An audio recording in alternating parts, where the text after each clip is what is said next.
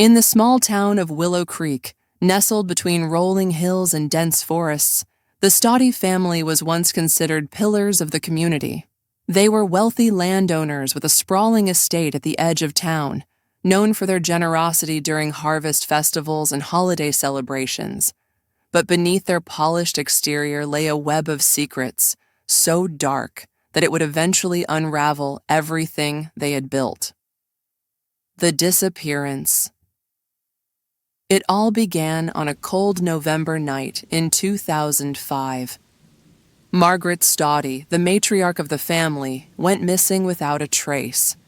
Her husband, Charles Stoddy, a stern but respected businessman, reported her disappearance to the police after finding her car abandoned near the woods behind their property.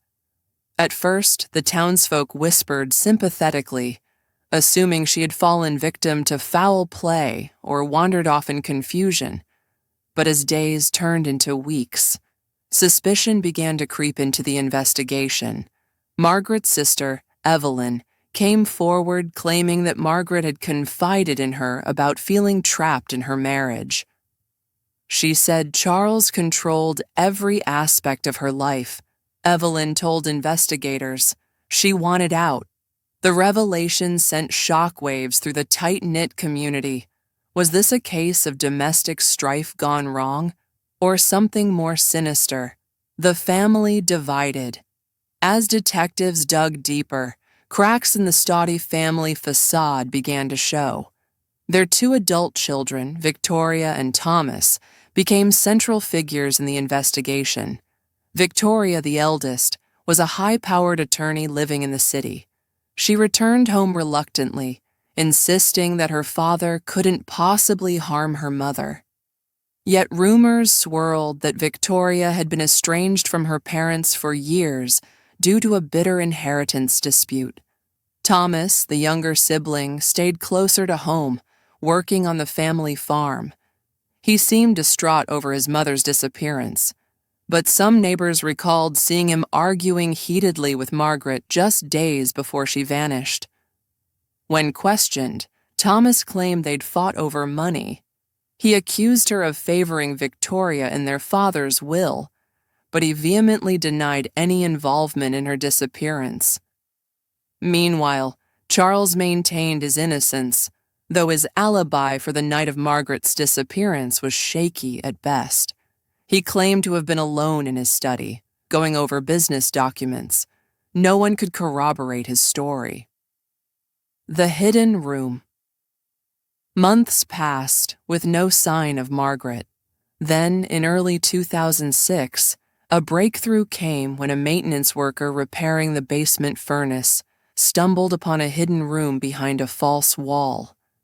Inside, authorities found chilling evidence: blood-stained clothing, personal belongings belonging to Margaret, and a journal written in her handwriting.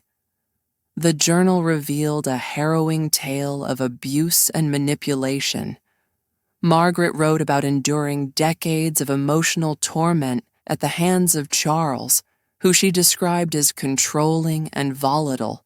In her final entries, she expressed fear for her life, hinting that someone close to her might try to silence her permanently. The discovery shocked the town and shifted the focus of the investigation squarely onto Charles. But there were inconsistencies. While the blood matched Margaret's DNA, there was no body, and forensic experts noted that the blood appeared to have been planted recently, raising questions about whether someone was trying to frame Charles. Betrayal within. As tensions mounted, another bombshell dropped. Thomas confessed to detectives that he had helped his father cover up Margaret's murder. According to Thomas, Charles had flown into a rage during one of their arguments, accidentally killing Margaret in the heat of the moment.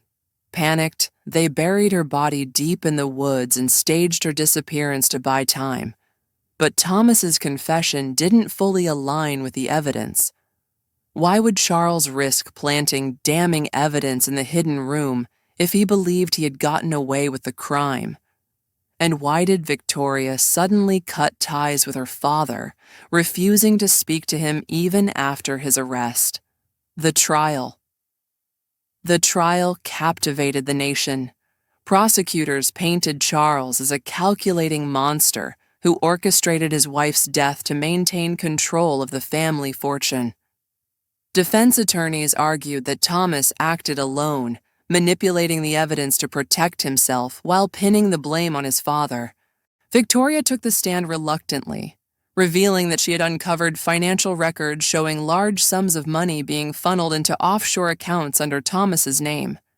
She accused him of plotting to seize the family estate by eliminating both parents, one through violence, the other through imprisonment. In the end, the jury delivered a split verdict. Charles was convicted of manslaughter for his role in Margaret's death, while Thomas was sentenced to life in prison for tampering with evidence and conspiracy to commit murder. Victoria walked away unscathed, but forever haunted by the destruction of her family. Unanswered questions. Though justice was served, many questions remained unanswered. Where was Margaret's body? Had Thomas truly acted alone, or was Victoria involved in ways she never admitted? And what drove a seemingly idyllic family to such depths of depravity? To this day, the Stoddy family case serves as a grim reminder that even the most picturesque lives can hide unimaginable darkness.